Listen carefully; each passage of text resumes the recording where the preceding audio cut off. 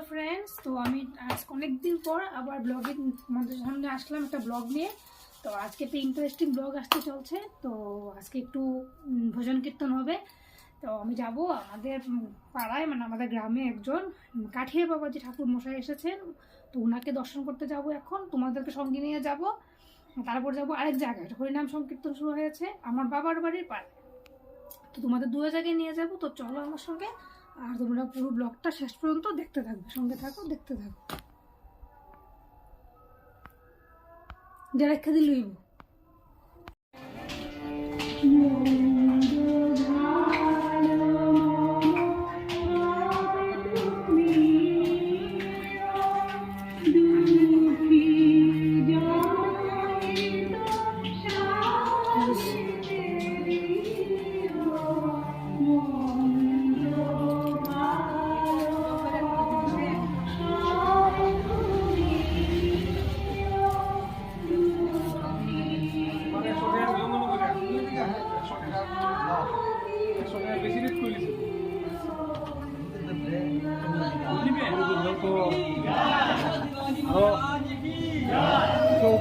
আমাকে কইছে আর কি 20টা দিছি 100 টাকা করে রাখকে কইছে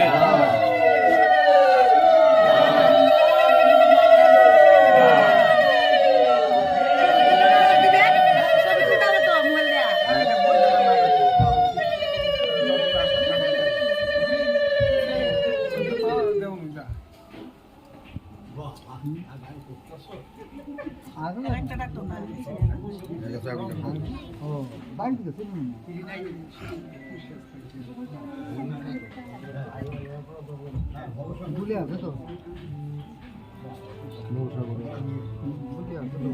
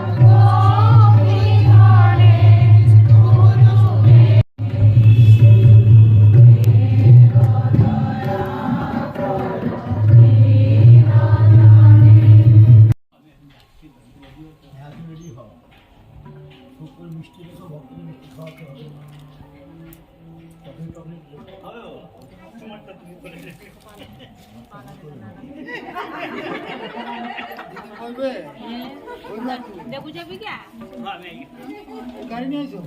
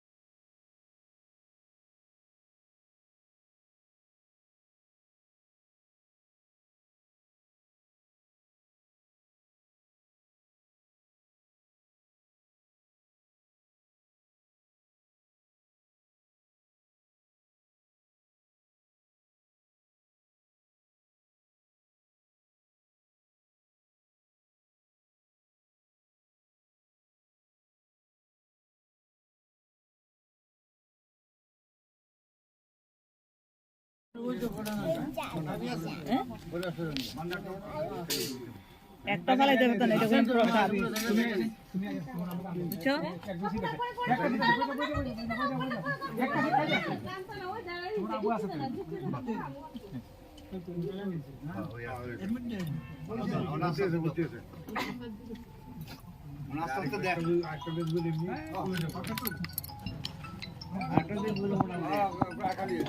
হ্যাঁ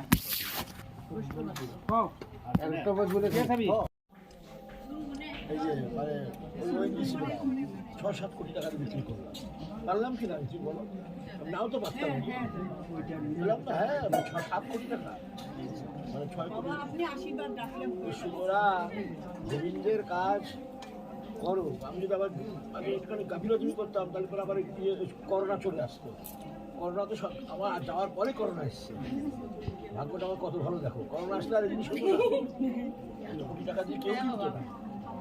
হ্যাঁ, সুতরাং তুমি চেষ্টা করো, চেষ্টা করতে হয়। তুমি মানে মনে হয় একবার নাতি কিনে চলে যাচ্ছ, একবার বৌমা কিনে চলে যাচ্ছে, একবার ছেলে কিনে চলে যাচ্ছে, এরকম হয় না। তখন তো উপায় ছিল না, আর সব উপায় থাকে, তোমার মোহটা বেশি। তাদের করে সব এই সময় মতো সব কিছু করো, আরও সঙ্গে করে কিছু নাও এদের।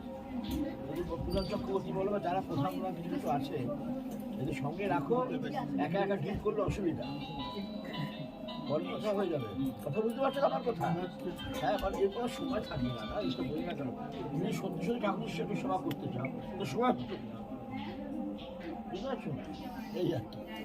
তারপর তুমি যদি বলো ট্রাস্টের মাধ্যমে তুমি ট্যাক্স মুকুব হয়ে যাবে তোমার।